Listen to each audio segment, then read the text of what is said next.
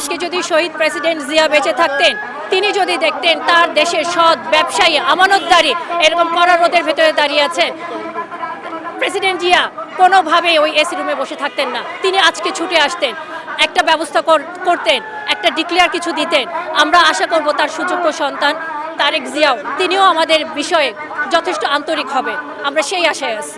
We are starving, we are dyeing, please do something for us.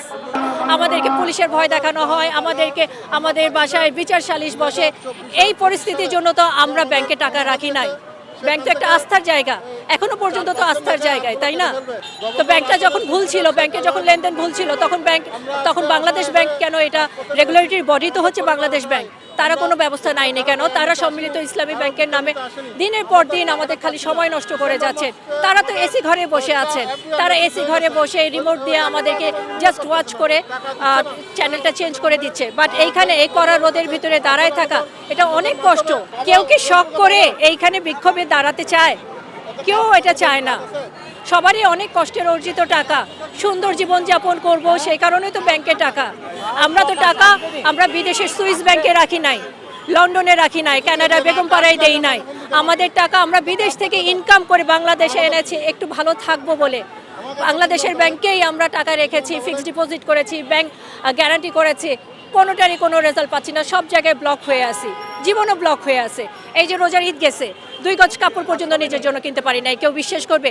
সামনে আরেকটা কোরবানি ঈদ আসতেছে, ভাগ্য গরু কিনতে পারবো কিনা সন্দেহ আছে। বাসায় আমার বৃদ্ধ পিতামাতা, তাদের আমি প্রপার ট্রিটমেন্ট করাতে পারতেছি না। এগুলি কে শুনবে, কার কথা বলেন? এই জীবনযাপনের জন্য আমরা এত কষ্ট করে আসছি।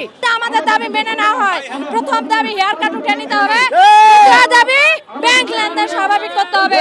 আমাদের টাকা ভেঙে ভেঙে দেখ, স্টেপে স্টেপে দেখ, আমরা চাই ব্যাংক ঘুরে দাঁড়াক।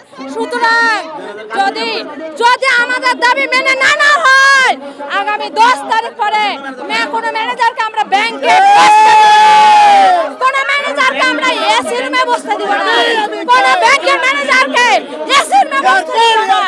আমরা উত্তাল হয়ে যাব, আমরা সর্বশক্তি দিয়ে দাবি আদায়ের চেষ্টা করব। এটা আমাদের হক হালালির দাবি। খবরের কাগজ, নিখাদ, নির্ভীক, নিরপেক্ষ।